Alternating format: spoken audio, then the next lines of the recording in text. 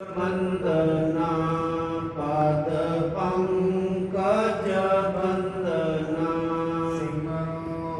अंगद दोक निकंदना दोक निकंदना अमरदास गोर हृदय त्यावो हृदय त्यावो श्री गुरु रामदास गुण गावो श्री गुरु रामदास गुण गावो गुरुवर जन विघ्नन के नाशक विघ्नन के नाशक गुरु हर गोविंद शुभ मत प्रकाशक शुभ मत प्रकाशक गुरु हर राय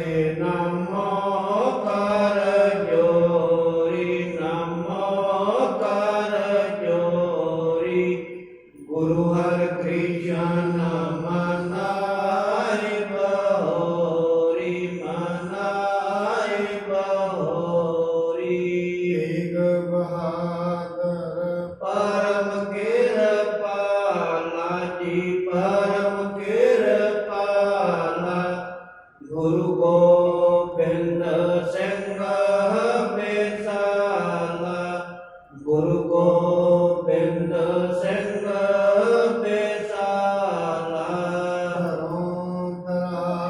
और पुन पुन सीसा जी पुन पुन सीसा बंदा पार बार जगदीसा बंदा पार बार जगदीसा।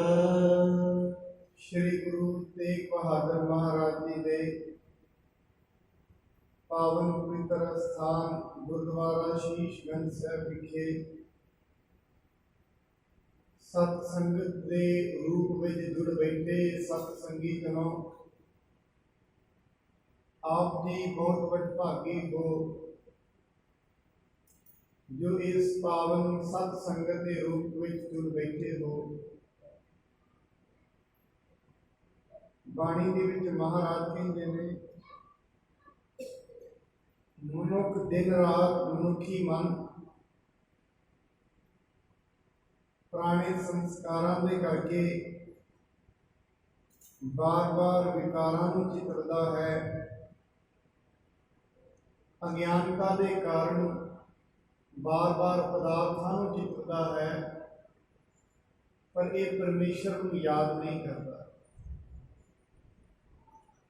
जिस परमेश्वर के करके इसका मूल बचा, जिस दे करके इसकी होंद कायम है, उस परमेश्वर को मनुख चेते दे विचों भुला चुके हैं और बार बार जिक्र एक ही आता है। जिन्ने भी धार्मिक ग्रंथ हैं या धार्मिक रहबर दुनिया से हुए हैं, उन्होंने बार बार एको चीज का जिक्र किया है, परमेश्वर को याद करो, वाहेगुरु को याद करो, उसके नाम का सिमरन करो, क्योंकि उसका सिमरन ही मनुख को आनंद बख्श सकता है। उसका सिमरन ही इसकी जिंदगी बदल सकता है। सिमरन तो बिना, उसकी याद तो बिना जिंदगी हमेशा घाटे के वल तुरी जाती है। जो मनुखी जीवन का प्रयोजन है, मनुख उस प्रयोजन को पूरा नहीं कर सकता। उस प्रयोजन को याद करना जरूरी है और फिर उस दे वल तुरना भी जरूरी है। गुरु तेग बहादुर महाराज जी का वचन है श्लोकां दे विच, ਉਸ ਦੇ ਵਿੱਚ ਮਹਾਰਾਜ ਕਹਿੰਦੇ ਨੇ, ਜਦੋਂ ਤਈ ਮਨੁੱਖ ਦਾ ਮਨ ਵਿਕਾਰਾਂ ਦੇ ਵਿੱਚ ਰਚਿਆ ਹੋਇਆ ਹੈ, ਉਦੋਂ ਤਈ ਇਹ ਮਨ ਪਰਮਾਤਮਾ ਨੂੰ ਯਾਦ ਨਹੀਂ ਕਰ ਪਾਏਗਾ। ਔਰ ਜਦੋਂ ਤਈ ਪਰਮਾਤਮਾ ਦੀ ਯਾਦ ਇਸ ਦੇ ਕੋਲ ਨਹੀਂ ਹੋਏਗੀ, ਉਦੋਂ ਤਈ ਮਨੁੱਖ ਦੇ ਕੋਲ ਦੁੱਖ ਹੀ ਦੁੱਖ ਹੋਣਗੇ, ਹੋਰ ਕੁਝ ਵੀ ਨਹੀਂ ਹੋਏਗਾ। मैं फिर बेनती करा, जदों तक मनुख परमात्मा को याद नहीं करेगा, उदों तक वो दुनिया को याद करता है, पदार्थों को याद करता है, रंगों को याद करता है, रूपों को याद करता है। जिहड़ी चीज़ को मनुख एक बार वेख लैंदा है, उस चीज़ की मन के अंदर दोबारा मन उठती है। जे किसी रूप को वेखदा है, धन वेखदा है, तन वेखदा है, पदार्थ वेखदा है, मन बार बार उस चीज़ की मन करता है। और उही वाला जिहड़ा रूप है, वही पदार्थ है, वही मन की सिमरती के विच बैठ जाता है। फिर सिमरती के विच सिर्फ रूप रह जाता है, पदार्थ रह जाते नहीं, परमेश्वर सिमरती तो बाहर चला जाता है। फिर ऐसे मनुख की सिमरती के लिए परमात्मा भी सिर्फ एक साधन बन जाता है, किस चीज़ का, सिर्फ उसदियां इच्छावां की प्राप्ति का। साहिब जी का वचन है, विखियत स्यों काहे रचियो, निमख न होए उदास, ओ नानक भज हर मना, पर न जम की पास। ये मेरे मना, जे तू परमात्मा नूं भगती नूं छड्ड के सिर्फ दे सिर्फ मोह के कारण, लोभ के कारण, कामनावां के कारण रूप दे विच लग गया है, पराए तन दे विच लग गया है, पराए धन दे विच लग गया है, याद रखी ये चितवनी तेनू जमा की मार दे विच पा देगी। क्योंकि मनुख के मन के विच पहला फुरना उठता है, पहला संकल्प उठता है, वही जिहड़ा संकल्प है वो मनुख का संस्कार बन जाता है, बार बार जिंदगी में वही जिहड़ा संस्कार है एक दिन सुभाव बन जाता है। इस करके कहते हैं, जो कुछ भी असी दिन दे विच वेखदे हां, जो कुछ भी श्रवण करते हैं, वो सारे का सारा साडे मन पर असर करता है। मनुख की चेतना दे विच परमेश्वर का नाम नहीं, क्योंकि उन्होंने कभी याद नहीं किया गया, ते ना कभी ऐसी संगत दे विच मनुख जाके बैठा जिथे किते उसकी याद आ सके। सो ये जिहड़ी सत संगत हुंदी है, एक सोमा है जिथे बैठ के मनुखी मन अपने आप को परमेश्वर दे नाल जोड़न का यतन करता है, जिथे बैठ के मनुख दियां संस्कारां दे विच तब्दीली आउंदी है, संस्कार बदलण दे नाल सुभाव बदल जाते हैं। पर यह जिहड़ा सारा प्रोग्राम है सहजता दे नाल होंदा है। अज आउंदा है मनुख, भगत कबीर साहब जी का एक शब्द है, वो कहते हैं, जिवें एक छोटी जी नदी हुंदी है, वो नदी वड्डी नदी दे नाल मिल जाए अपने स्वरूप को गवा बैठती है। जैसा वह सुभाव होंदा है, जे वह सुभाव नाला है भी गंदगी का है, पर जे वो नाला किते गंगा दे विच मिल जाए, फिर उसनूं नाला कोई नहीं कहेगा, गंगा ही बन जाएगा। मनुख का सुभाव बदल जाता है कदों, जदों मनुख अपने मन को लैके सत संगत दे विच बैठता है। सत संगत दे बोल, गुरु दे बोल इन्नी समर्था रखते हैं, ये मनुख के मन को बदल के दस देंगे।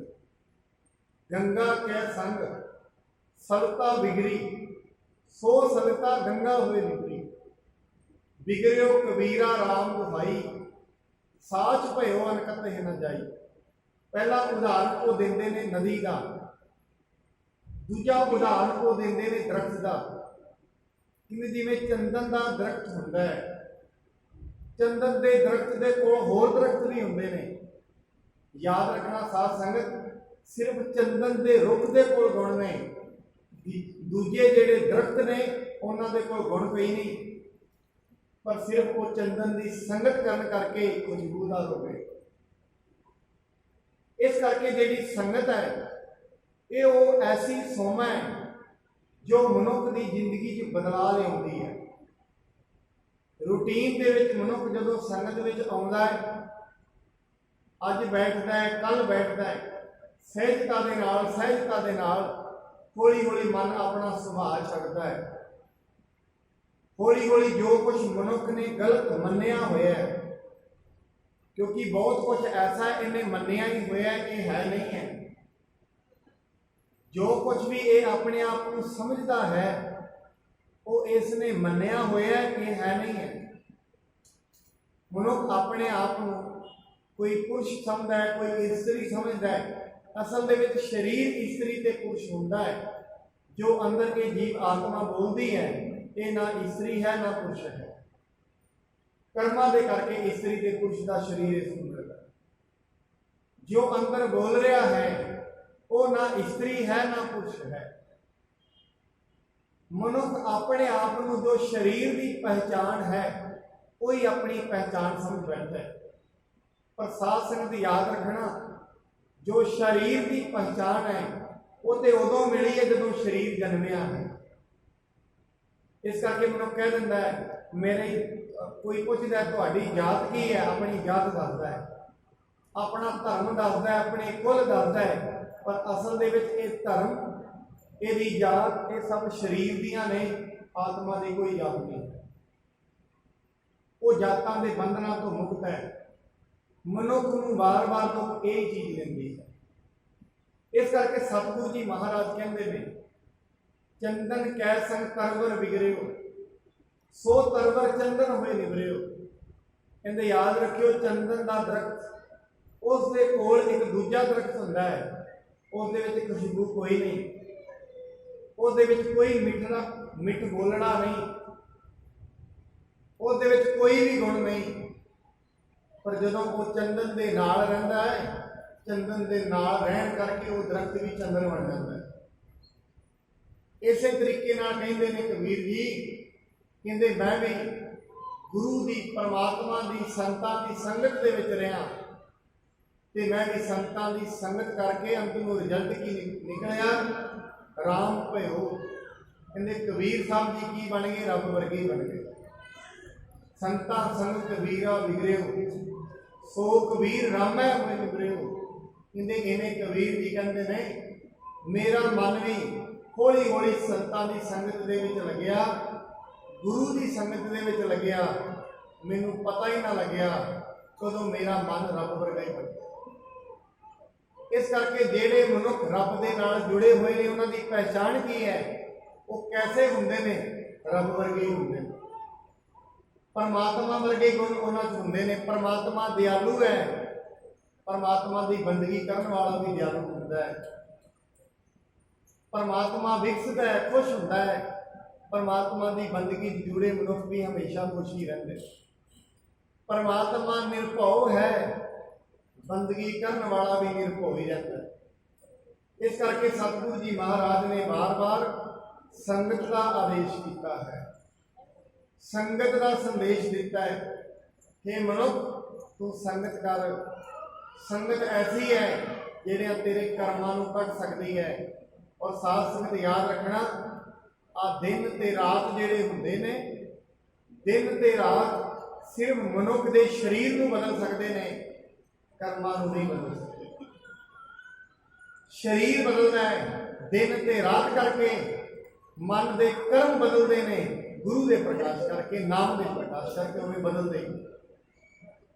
ਇਸ ਕਰਕੇ ਰੋਜ਼-ਰੋਜ਼ ਦਿਨ ਤੇ ਰਾਤ ਨਾਲ ਸਰੀਰ ਤੇ ਵੱਡਾ ਹੋ ਰਿਹਾ ਹੈ, ਕਰਮ ਮਾਰੇ ਬਣਦੇ ਜਾ ਰਹੇ ਨੇ ਜਦੋਂ ਰੱਬ ਨੂੰ ਨਹੀਂ ਸਕਦਾ। ਬਾਣੀ ਕਹਿੰਦੀ ਹੈ, ਜੋ ਸਤਿਗੁਰ ਸ਼ਰਨ ਸੰਗਤ ਨਹੀਂ ਆਏ, ਤ੍ਰਿਗ ਜੀਵੇ ਤ੍ਰਿਗ ਜੀਵਾ। ਕੈਸਾ ਹੈ ਉਹਦਾ ਜੀਣਾ, ਫਿਟਕਾਰ ਜੋਗ।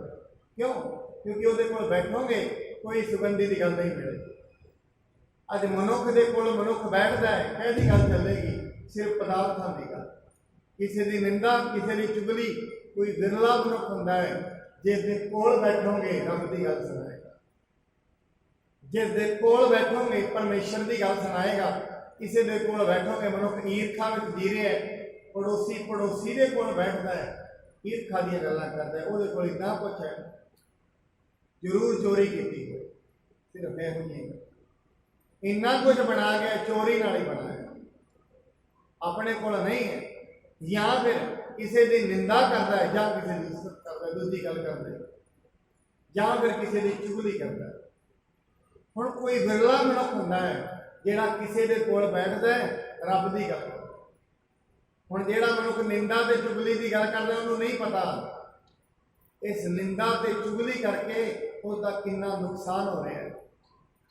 इस गल नूं ते बार बार महाराज ने दृढ़ कराया है, कहते हे मनुख याद रखी, जो निंदा ते चुगली है हो सकता है तेरे शरीर का नुकसान ना करे पर तेरे कर्मां नूं वढ के सुट देंदी।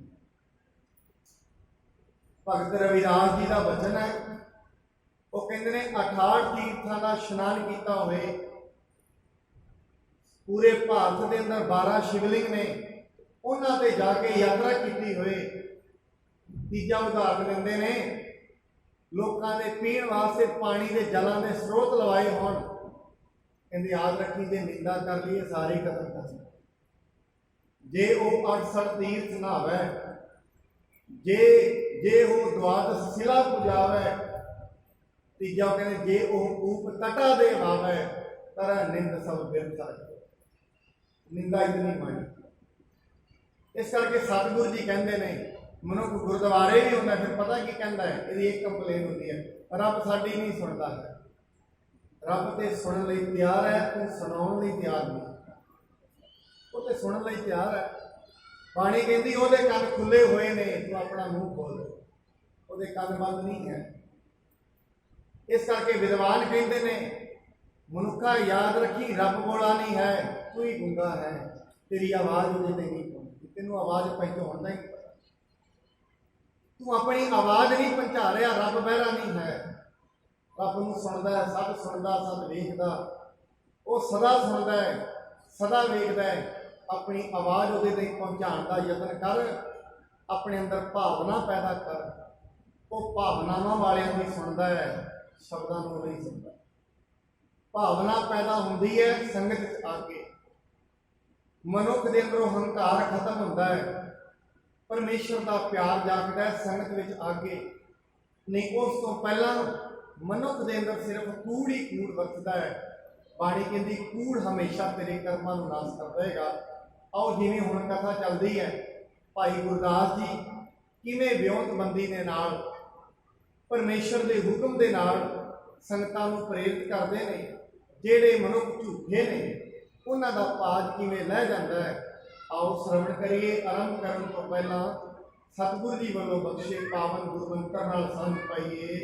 सतनाम श्री वाहे गुरु साहिब जी, सतनाम श्री वाहे गुरु साहिब जी। निश्चय करियो गुरु एहो अह, लोभी अपर तरफ को चह।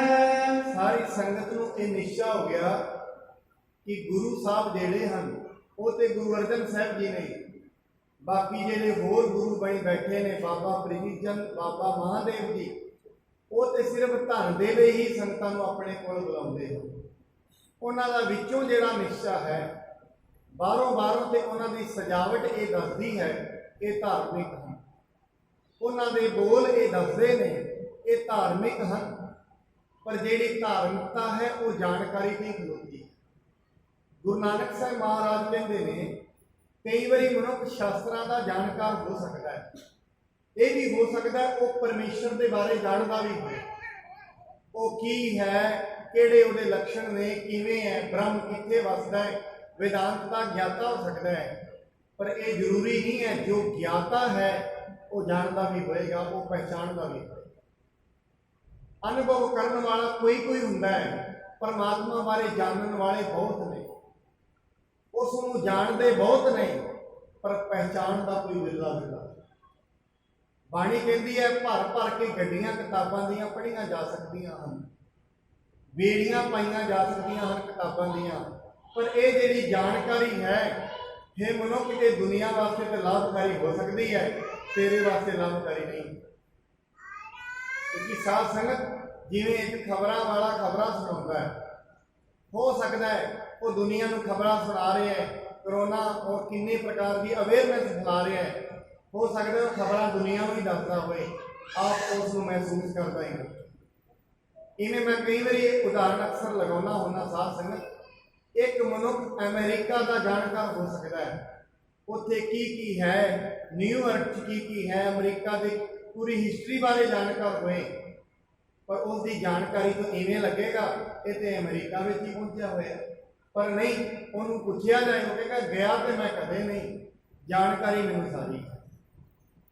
ਮਹਾਰਾਜ ਕਹਿੰਦੇ ਜਾਣਕਾਰ ਤੇ ਤੂੰ ਪਰਮਾਤਮਾ ਦਾ ਹੈ, ਪਰ ਜੀਵ ਆਤਮਾ ਪਰਮਾਤਮਾ ਨੂੰ ਮਾਣ ਲਏ, ਉਹਨੂੰ ਪਹਿਚਾਣ ਲਏ, ਹਰੇਕ ਦੇ ਵਿੱਚੋਂ ਪਹਿਚਾਣ ਲਏ, ਐਸਾ ਮਨੁੱਖ ਕੋਈ ਵਿਰਲਾ ਹੀ ਹੁੰਦਾ ਹੈ।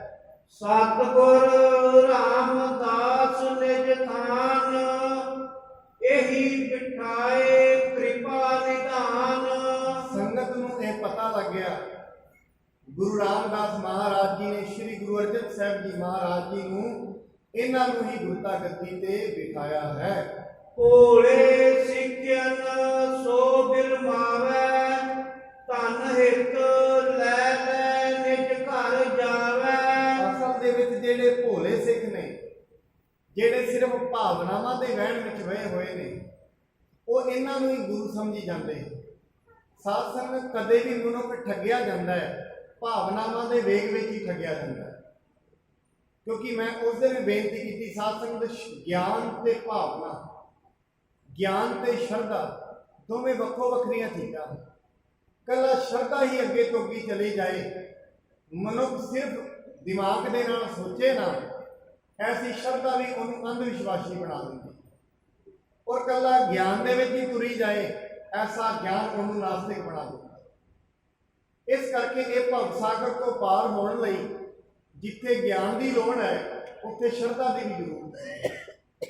ਕਦੇ ਵੀ ਆਪ ਜੀ ਨੋਟ ਕਰਨਾ, ਜਦੋਂ ਵੀ ਮਨੁੱਖ ਦਾ ਮੋਬਾਈਲ ਤੇ ਪਰਸ ਚੋਰੀ ਹੁੰਦਾ ਹੈ, ਭੀੜ ਭਾੜ ਵਾਲੇ ਸਥਾਨ ਤੇ ਹੁੰਦਾ, ਉਹਦਾ ਕਾਰਨ ਕੀ ਹੈ?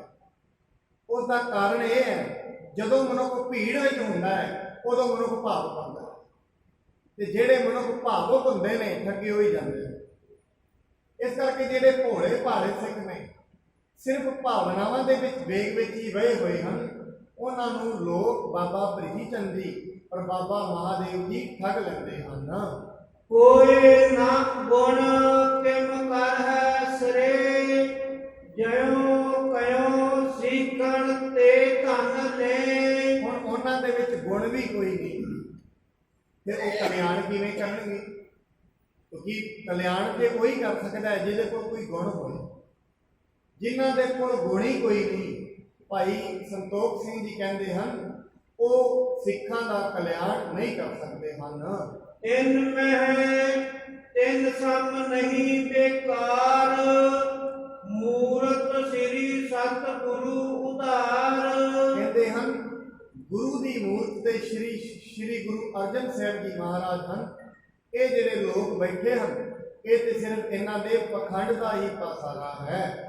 ਜਥਾ ਜੋਗ ਸ੍ਰੀ ਅਰਜਨ ਤਬੈ, ਸਾਦਰ ਕੀਨ ਲਿਖੇ ਸਾਦਰ ਕੀਨ ਮਿਲੇ ਸਿੱਖ ਸਭੈ। ਜਦੋਂ ਬੜੇ ਪਿਆਰ ਦੇ ਨਾਲ ਸੰਗਤ ਆ ਕੇ ਗੁਰੂ ਅਰਜਨ ਸਾਹਿਬ ਜੀ ਨੂੰ ਮਿਲੀ, ਗੁਰੂ ਅਰਜਨ ਸਾਹਿਬ ਜੀ ਮਹਾਰਾਜ ਨੇ ਉਹਨਾਂ ਸੰਗਤਾਂ ਨੂੰ ਬੜੇ ਪ੍ਰੇਮ ਦੇ ਨਾਲ ਬੁਲਾਇਆ, ਕਿਉਂਕਿ ਗੁਰੂ ਅਰਜਨ ਸਾਹਿਬ ਜੀ ਮਹਾਰਾਜ ਦੇ ਅੰਦਰ ਸਿਰਫ ਨਿਮਰਤਾ ਹੈ, ਪ੍ਰੇਮ ਹੈ। ਉਹ ਤੇ ਸਿਰਫ ਪ੍ਰੇਮ ਦੇ ਵਿੱਚ ਹੀ ਸੰਗਤਾਂ ਨੂੰ ਬੁਲਾਉਂਦੇ ਹਨ। ਮੈਨੂੰ ਯਾਦ ਆਉਂਦੀ ਹੈ ਗੱਲ ਗੁਰੂ ਤੇਗ ਬਹਾਦਰ ਮਹਾਰਾਜ ਜੀ ਦੀ ਪ੍ਰੇਮ ਦੀ ਗੱਲ। ਜਦੋਂ ਵੀ ਗੁਰੂ ਤੇਗ ਬਹਾਦਰ ਮਹਾਰਾਜ ਹਜੇ ਗੁਰੂ ਨਹੀਂ ਸਨ ਬਣੇ, ਗੁਰੂ ਹਰਗੋਬਿੰਦ ਮਹਾਰਾਜ ਜੀ ਦੇ ਦਰਬਾਰ ਵਿੱਚ ਜਦੋਂ ਵੀ ਜਾਂਦੇ ਸਨ, ਹਮੇਸ਼ਾ ਨੀਵੀਆਂ ਅੱਖਾਂ ਨੀਵੀਆਂ ਹੀ ਰੱਖਦੇ ਸਨ। ਹਮੇਸ਼ਾ ਉਹਨਾਂ ਨੇ ਆਪਣੀਆਂ ਅੱਖਾਂ ਨੀਵੀਆਂ ਰੱਖੀਆਂ। ਸੰਗਤਾਂ ਨੇ ਅਕਸਰ ਸਵਾਲ ਪੁੱਛਣਾ ਵੀ ਸਤਿਗੁਰੂ ਜੀ, ਗੁਰੂ ਤੇਗ ਬਹਾਦਰ ਮਹਾਰਾਜ ਆਉਂਦੇ ਨੇ, ਇਹ ਤੁਹਾਡੇ ਵੱਲ ਵੇਖਦੇ ਨਹੀਂ, ਤੁਹਾਡੇ ਸਾਹਿਬਜ਼ਾਦੇ, ਕਾਰਨ ਕੀ ਹੈ? ਗੁਰੂ ਤੇਗ ਬਹਾਦਰ ਮਹਾਰਾਜ ਜੀ ਨੇ ਇੱਕ ਦਿਨ ਦਰਬਾਰ ਦੇ ਵਿੱਚ ਹੀ ਗੁਰੂ ਹਰਗੋਬਿੰਦ ਸਾਹਿਬ ਨੂੰ ਪੁੱਛਿਆ, ਕਹਿੰਦੇ ਬੇਟਾ ਤੁਸੀਂ ਆਉਂਦੇ ਹੋ ਦਰਬਾਰ ਵਿੱਚ, ਅੱਖਾਂ ਚੁੱਕ ਕੇ ਕਿਉਂ ਨਹੀਂ ਦਿੰਦੇ? ਮਹਾਰਾਜ ਅੱਗੇ ਜਵਾਬ ਦਿੰਦੇ ਨੇ, ਕਹਿੰਦੇ ਸਤਿਗੁਰੂ ਜੀ, ਜਿਨ੍ਹਾਂ ਨੂੰ ਸਾਡੇ ਅੰਦਰ ਦੇ ਗੁਨਾਹਾਂ ਦਾ ਪਤਾ ਹੋਵੇ ਉਹਨਾਂ ਦੇ ਸਾਹਮਣੇ ਅੱਖਾਂ ਚੁੱਕ ਕੇ ਗੱਲ ਨਹੀਂ। ਕਹਿੰਦੇ ਤੁਸੀਂ ਮੇਰਿਆਂ ਗੁਨਾਹਾਂ ਨੂੰ ਜਾਣਦੇ ਹੋ, ਮੈਂ ਕਿਵੇਂ ਅੱਖਾਂ ਚੁੱਕ ਕੇ ਤੁਹਾਡੇ ਵੱਲ ਦੇਖਾਂ? ਇਹ ਸਾਧ ਸੰਗਤ ਪ੍ਰੇਮ ਭਾਵਨਾ ਤੇ ਨਿਰਮਾਣਤਾ ਦੀ ਗੱਲ ਹੈ। ਮਨੁੱਖ ਗੁਰੂ ਦੇ ਦੁਆਰੇ ਆਉਂਦਾ ਹੈ, ਗੁਰੂ ਦੇ ਸਾਹਮਣੇ ਐਸੀ ਭਾਵਨਾ ਲੈ ਕੇ ਆਏ, ਸਤਿਗੁਰ ਤੂੰ ਤੇ ਮੇਰਿਆਂ ਗੁਨਾਹਾਂ ਨੂੰ ਜਾਣਦਾ ਹੈ, ਤੂੰ ਤੇ ਮੇਰੇ ਔਗੁਣਾਂ ਨੂੰ ਜਾਣਦਾ ਹੈ, ਮੈਂ ਕਿਹੜਾ ਮੂੰਹ ਲੈ ਕੇ ਤੇਰੇ ਅੱਗੇ ਬੇਨਤੀ ਕਰਾਂ? ਇਹ ਸੱਚੇ ਪਾਤਸ਼ਾਹ ਮੇਰੇ ਵਿੱਚ ਤੇ ਇੰਨੀ ਵੀ ਸਮਰੱਥਾ ਨਹੀਂ, ਮੈਂ ਤੇਰੇ ਅੱਗੇ ਬੇਨਤੀ ਕਰ ਸਕਾਂ। ਕਿਹੜਾ ਮੂੰਹ ਲੈ ਕੇ ਮੈਂ ਤੇਰੇ ਅੱਗੇ ਅਰਦਾਸ ਕਰਾਂ? ਕਿਉਂਕਿ ਹਮੇਸ਼ਾ ਮੇਰਾ ਜਿਹੜਾ ਮਨ ਹੈ, ਬਹਿਤੀ ਯਾਦ ਕਦੇ ਦ੍ਰਿਸ਼ ਨਾ ਧਾਰ, ਮਿੱਥਿਆ ਮੋਹ ਬੰਧੇ ਨਿਤ ਪਾਰਸ। ਮੈਂ ਤੇ ਹਮੇਸ਼ਾ ਜੋ ਚੀਜ਼ਾਂ ਨਾਸ਼ਵੰਤਾਂ ਹਨ, ਇਹਨਾਂ ਦੇ ਵਿੱਚ ਹੀ ਮੇਰਾ ਮਨ ਫਸਿਆ ਹੋਇਆ ਹੈ। ਮਨ ਬਾਰ-ਬਾਰ ਪਦਾਰਥਾਂ ਨੂੰ ਚਿਤਵਦਾ ਹੈ, ਮਨ ਬਾਰ-ਬਾਰ ਰੂਪ ਨੂੰ ਚਿਤਵਦਾ ਹੈ, ਔਰ ਉਹਨਾਂ ਨੂੰ ਚਿਤਵ ਕੇ ਇੱਕ ਦਿਨ ਇਹ ਵਿਕਾਰੀ ਹੋ ਜਾਂਦਾ ਹੈ। ਕਿਉਂਕਿ ਮਨੁੱਖ ਦਾ ਮਨ ਜਿਹੜੀ ਵੀ ਚੀਜ਼ ਨੂੰ ਦਿਨ ਦੇ ਵਿੱਚ ਵੇਖਦਾ ਹੈ, ਦੋ ਚੀਜ਼ਾਂ ਹੁੰਦੀਆਂ ਨੇ, ਜਾਂ ਤੇ ਚੀਜ਼ ਕੋਈ ਬਹੁਤ ਜ਼ਿਆਦਾ ਤਕੜੀ ਹੋਏ ਤੇ ਜਾਂ ਕੋਈ ਬਹੁਤ ਜ਼ਿਆਦਾ ਹੌਲੀ ਹੋਏ। ਉਹ ਚੀਜ਼ਾਂ ਮਨੁੱਖ ਦੇ ਯਾਦ ਰਹਿੰਦੀਆਂ ਨੇ, ਕੋਈ ਸੁਪਨੇ ਵਿੱਚ ਵੀ ਆਉਂਦੀਆਂ। ਕਿਹੜੀਆਂ? ਜਾਂ ਤੇ ਕੋਈ ਚੀਜ਼ ਬਹੁਤ ਵੱਡੀ ਹੋਏ, ਜਾਂ ਐਸੀ ਘਟਨਾ ਜਿਹੜੀ ਬਹੁਤ ਵੱਡੀ ਵਾਪਰੀ ਹੋਏ, ਤੇ ਜਾਂ ਐਸੀ ਘਟਨਾ ਜਿਹੜੀ ਮਨੁੱਖ ਲਈ ਬਹੁਤ ਸੁਖਦ ਹੋਏ। ਇਹ ਚੀਜ਼ਾਂ ਮਨੁੱਖ ਨੂੰ ਵਾਰ-ਵਾਰ ਸੁਪਨੇ ਵਿੱਚ ਵੀ ਯਾਦ ਹੁੰਦੀਆਂ ਨੇ। ਕਿਉਂ? ਕਿਉਂਕਿ ਉਹ ਚੀਜ਼ਾਂ ਮਨੁੱਖ ਦੇ ਮਨ ਦੇ ਉੱਤੇ ਆਪਣਾ ਪ੍ਰਭਾਵ ਛੱਡ ਜਾਂਦੀਆਂ ਨੇ। ਇਸ ਕਰਕੇ ਕੋਈ ਐਸੀ ਮੂਰਤ ਪਰਮਾਤਮਾ ਨੇ ਜੋ ਬਣਾਈ ਹੈ, ਕੋਈ ਐਸਾ ਦ੍ਰਿਸ਼, ਉਹ ਮਨੁੱਖ ਦੇ ਮਨ ਨੂੰ ਮੋਹ ਲੈਂਦਾ ਹੈ। ਫਿਰ ਮਨੁੱਖ ਬਾਰ-ਬਾਰ ਉਹ ਦ੍ਰਿਸ਼ ਨੂੰ ਚਿਤਵਦਾ ਰਹਿੰਦਾ ਹੈ। ਜਿਹੜੀ ਚੀਜ਼ ਤੇ ਮਨੁੱਖ ਦੇ ਮਨ ਤੇ ਪ੍ਰਭਾਵ ਨਾ ਪਏ, ਉਹ ਮਨੁੱਖ ਦੇ ਮਨ ਦਾ ਸੰਸਕਾਰ ਨਹੀਂ ਬਣਦੀ। ਇਸ ਕਰਕੇ ਦਿਨ ਦੇ ਵਿੱਚ ਮਨੁੱਖ ਬਹੁਤ ਕੁਝ ਵੇਖਦਾ ਹੈ, ਜਿਹੜੀ ਚੀਜ਼ ਇਹਦੇ ਮਨ ਨੂੰ ਪ੍ਰਭਾਵਿਤ ਨਹੀਂ ਕਰਦੀ, ਉਹਦਾ ਸੰਸਕਾਰ ਨਹੀਂ ਬਣਦਾ। ਮਨੁੱਖ ਕਈ ਵਾਰੀ ਗੁਰਬਾਣੀ ਪੜ੍ਹਦਾ ਹੈ, ਗੁਰਬਾਣੀ ਦਾ ਪ੍ਰਭਾਵ ਇਸ ਦਾ ਮਨ ਨਹੀਂ ਕਬੂਲਦਾ, ਤਾਂ ਕਰਕੇ ਮਨ ਦੇ ਸੰਸਕਾਰ ਦਾ ਹਿੱਸਾ ਗੁਰਬਾਣੀ ਨਹੀਂ ਬਣਦਾ। ਜੇ ਕਿਤੇ ਐਵੇਂ ਗੁਰਬਾਣੀ ਮਨ ਦਾ ਹਿੱਸਾ ਬਣ ਜਾਏ, ਫਿਰ ਤੇ ਬਹੁਤ ਲੋਕ ਹਨ ਜੋ ਨਿਰੰਤਰ ਹੀ ਗੁਰਬਾਣੀ ਦਾ ਪਾਠ ਕਰਦੇ ਹਨ। ਉਹਨਾਂ ਦੇ ਮਨ ਜਿਹੜੇ ਹਨ, ਉਹ ਫਿਰ ਤੇ ਪੂਰਨ ਰੂਪ ਦੇ ਵਿੱਚ ਬ੍ਰਹਮ ਗਿਆਨ ਵਿੱਚ ਡੁੱਬ ਜਾਣੇ ਚਾਹੀਦੇ ਸਨ, ਪਰ ਨਹੀਂ। ਉਹਨਾਂ ਦਾ ਮਨ ਹੈ ਜਿਹੜਾ ਹਜੇ ਤੇ ਗੁਰਬਾਣੀ ਦਾ ਪ੍ਰਭਾਵ ਨਹੀਂ ਕਬੂਲਦਾ। ਗੁਰਬਾਣੀ ਦਾ ਪ੍ਰਭਾਵ ਹੌਲੀ-ਹੌਲੀ ਮਨ ਕਬੂਲਦਾ ਹੈ। ਹੌਲੀ-ਹੌਲੀ ਮਨੁੱਖ ਦੇ ਮਨ ਦੇ ਵਿੱਚ ਜਗ੍ਹਾ ਬਣਦੀ ਹੈ। ਜੋ ਇਸ ਦੀਆਂ ਪੁਰਾਣੀਆਂ ਮਨੋਤਾਂ ਹਨ, ਉਹ ਖਤਮ ਹੋ ਜਾਂਦੀਆਂ ਨੇ। ਮੈਨੂੰ ਯਾਦ ਆਉਂਦੀ ਹੈ ਗੱਲ, ਕਹਿੰਦੇ ਇੱਕ ਮਨੁੱਖ ਆਪਣੇ ਗੁਰੂ ਦੇ ਕੋਲ ਸਿੱਖਿਆ ਲੈਣ ਲਈ ਗਿਆ ਤੇ ਆਪਣੇ ਗੁਰੂ ਨੂੰ ਜਾ ਕੇ ਕਹਿੰਦਾ ਹੈ ਕਿ ਗੁਰੂ, ਮੈਂ ਬ੍ਰਹਮ ਨੂੰ ਜਾਣਨਾ ਚਾਹੁੰਦਾ ਹਾਂ, ਬ੍ਰਹਮ ਦੇ ਵਿੱਚ ਸਮਾਣਾ ਚਾਹੁੰਦਾ ਹਾਂ। ਉਹ ਕਹਿੰਦਾ, ਭਾਈ ਜਿੱਥੇ ਤੂੰ ਸਿੱਖਣ ਲਈ ਆਇਆ, ਇੱਥੇ ਸਿਰਫ ਸ਼ਾਸਤਰ ਪੜ੍ਹਾਏ ਜਾਂਦੇ ਨੇ, ਇੱਥੇ ਸਮਝਾਇਆ ਜਾਂਦਾ ਬ੍ਰਹਮ ਕੀ ਹੈ, ਸਮਾਉਣ ਦੀਆਂ ਗੱਲਾਂ ਤੇ ਬੜੀਆਂ ਦੂਰ ਹਨ। ਇਸ ਕਰਕੇ ਜੇ ਤੂੰ ਬ੍ਰਹਮ ਦੇ ਵਿੱਚ ਸਮਾਉਣਾ ਚਾਹੁੰਦਾ ਹੈ, ਫਿਰ ਐਵੇਂ ਕਰ, ਸਾਡਾ ਜਿਹੜਾ ਆਸ਼ਰਮ ਹੈ, ਇਸ ਦੀਆਂ 400 ਗਾਵਾਂ ਨੇ, ਤੂੰ ਇਹ ਗਾਵਾਂ ਨੂੰ ਜੰਗਲ ਦੇ ਵਿੱਚ ਲੈ ਜਾ। ਜਦੋਂ ਇਹ ਗਾਵਾਂ 1000 ਹੋ ਜਾਣਗੀਆਂ, ਤੂੰ ਵਾਪਸ ਲੈ ਆ। ਉਹ ਗਾਵਾਂ ਲੈ ਕੇ ਚਲਾ ਗਿਆ। ਸੁਨਸਾਨ ਜੰਗਲ, ਨੇੜੇ ਤੇੜੇ ਕੋਈ ਗੱਲ ਕਰਨ ਵਾਲਾ ਵੀ ਨਹੀਂ। ਰੋਜ਼ ਉਹ ਗਾਵਾਂ ਨੂੰ ਚਾਰਦਾ ਹੈ। ਪਹਿਲਾਂ ਤੇ ਹੌਲੀ ਹੌਲੀ ਗਾਵਾਂ ਨੂੰ ਗਿਣਦਾ ਹੈ। ਹੌਲੀ ਹੌਲੀ ਜਿਹੜਾ ਮਨ ਹੈ ਸ਼ਾਂਤ ਹੋਣਾ ਸ਼ੁਰੂ ਹੋਇਆ।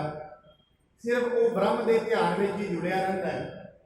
ਹੌਲੀ ਹੌਲੀ ਕੀ ਹੋਇਆ, ਜੋ ਇਹਦੀ ਆਪਣੀ ਪਹਿਚਾਣ ਸੀ, ਜੋ ਕੁਝ ਇਸਨੇ ਮੰਨਿਆ ਹੋਇਆ ਸੀ, ਉਹ ਖਤਮ ਹੋਣਾ ਸ਼ੁਰੂ ਹੋ ਗਿਆ।